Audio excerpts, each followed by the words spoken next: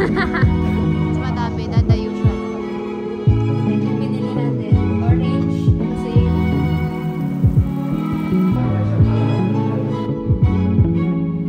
wala. Andun lang siya.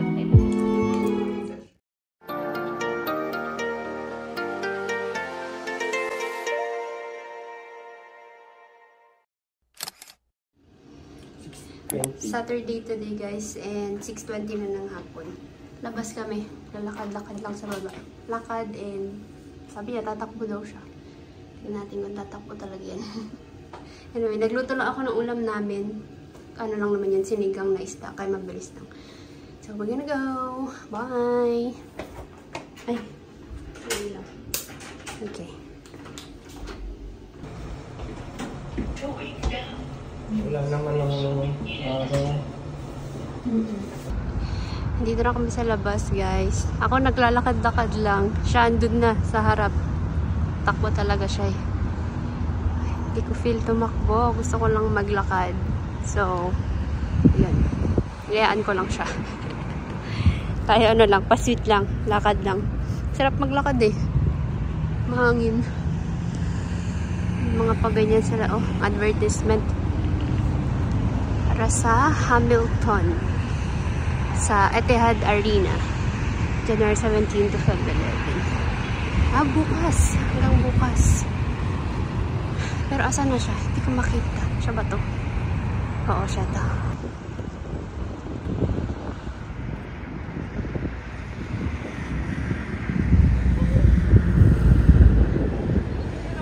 Ano?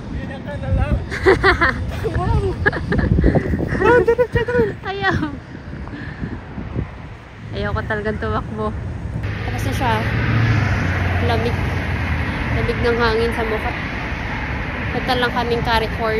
Daan lang kami ng grapes. Sana meron yung grapes na binili namin last time. Sobrang sarap. Crunchy, tas matamis. Sana meron ulit yun. And then, balik na tayo. Kasi mahal lang natin talaga siyang magtakbo. Ako nang lakad lang. Dito? Okay. Lamig. Ang daming tao, guys. Hindi naman sobrang dami, pero mas madami than the usual. Nanonood sila ng ano. Ano ba yan? Soccer ata yun? Anyway. Ball. Football. Okay. Punta na kaming Carrefour para sa grapes. Sana meron talaga yung grapes. Saka yung strawberry. Hindi. Okay, checking. Magkano? 860.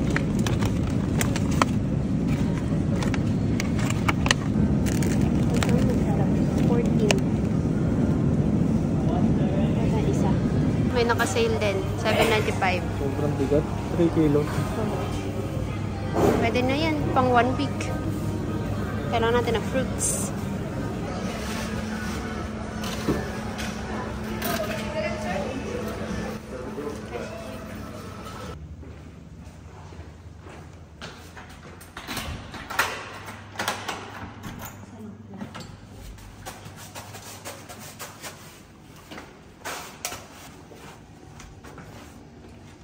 Oh, pwede sa cameraman.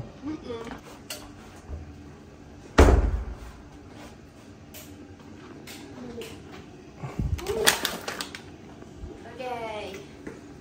Ano yung orange mo? Kawawa ka naman. Akin na. Okay, ito yung binili natin. Orange, naka-sale, mangosteen, grapes, and ice cream. Nag-crave bigla sa ice cream eh. Freezer na natin to. Nang makapagluto na. Ay, hindi. Nakapagluto na ako. Ilalagay ko na lang yung gulay.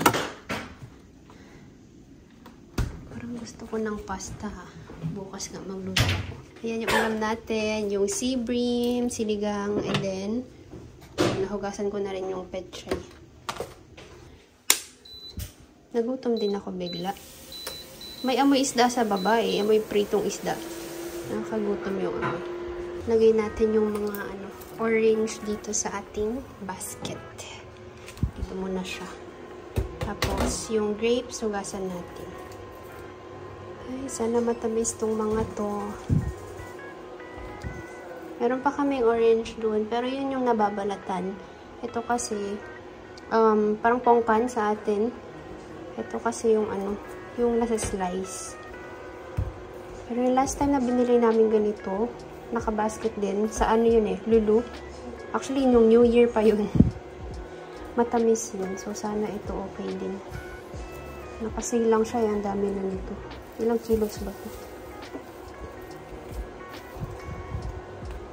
Ayan.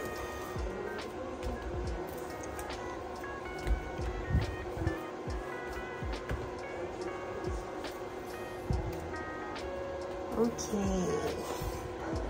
Ito ka muna sa ilalim.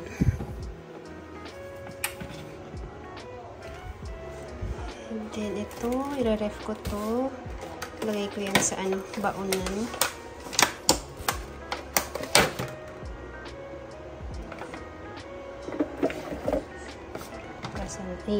Saan yun?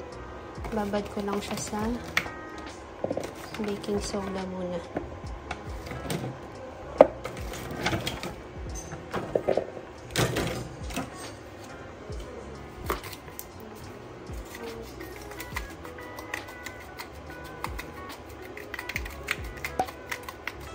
Ito, kumusta na?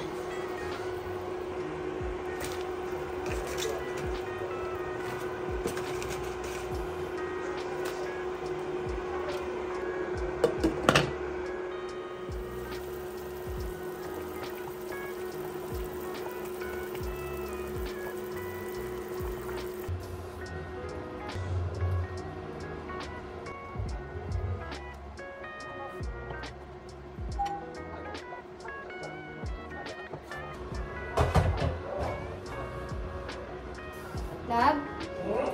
Pakuha ng rice. Okay. Where?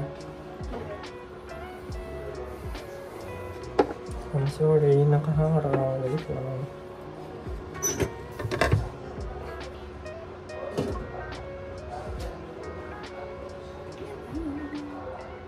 Kain na mas.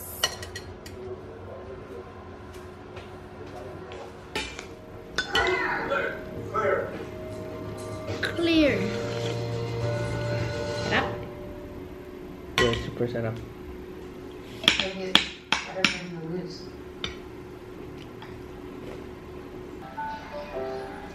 중학생 때는 친구보다 공부가 더 재밌었어요. Wala lang siyang alam sa kailan. 고등학생 때는 친구보다 공부가 더 재밌었으며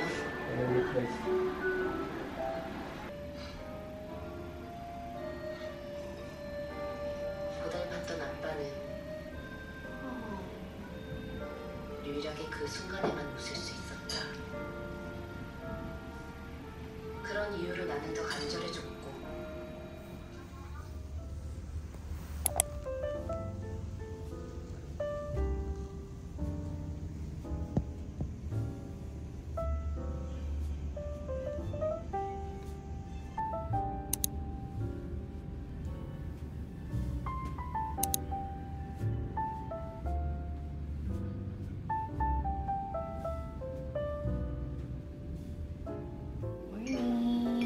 Sakto alas 9 na ng umaga. And today is Sunday. A rainy Sunday.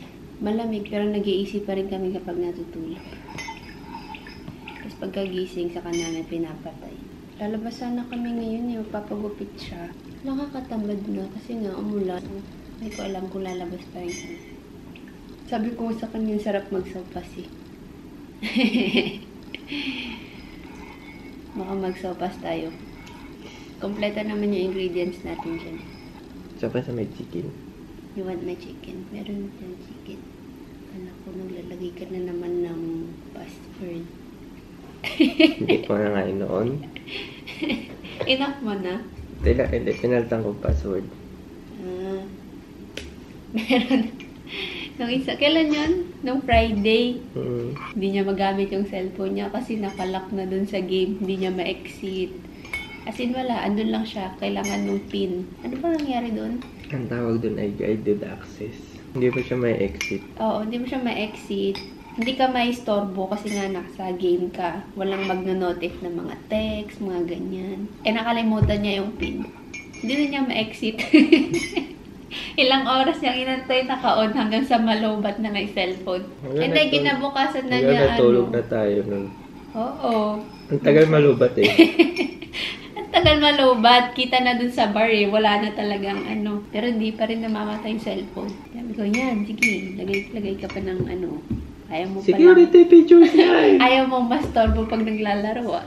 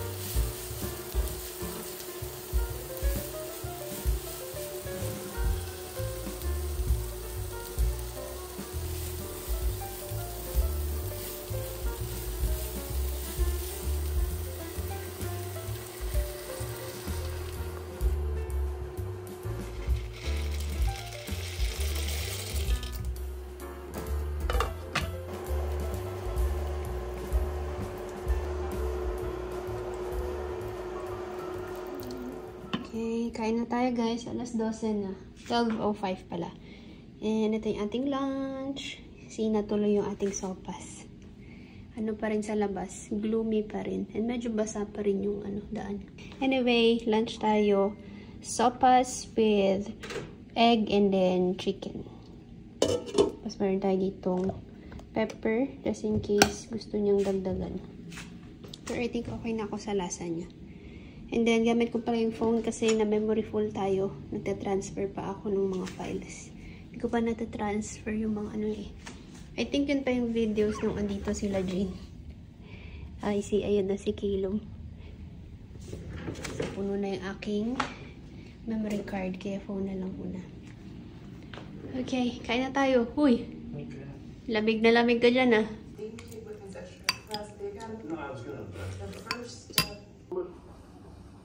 And then I make up my mind, and I put my foot down, and I do exactly what Sister Pat wants.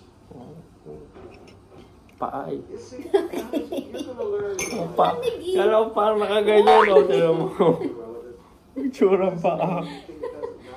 It doesn't matter. To argue about the little silly things now. Si Kuya Chick B na doon. For 30 years. Sa kaliwa. You don't even care anymore. Ito. Christ loved the church. Now, ladies, you immediately think, that's awesome. It doesn't say any place in the Bible. Paul doesn't say here that wives have to love their husbands. Yes, it does. This is how you love your husbands. The third word is respect. He said, and see that the wife respects her husband. Oh. 33. Okay. Now, the guys would immediately say, well, minsan na magkaroon ng pabor sa amin. Yes, he does. 1 Peter chapter 3, verse 7. Ang puno sa wife eh. Respect your wives. But before Sa end na ito magkaaway. Uy! Kuno pa. Every word that comes out of your mouth about your wife should show respect in Jesus' name. And ladies, the same is true with you. Friends, and please, don't speak with disrespect to your children. I talked to the family one time and they were very upset because their children were so disrespectful.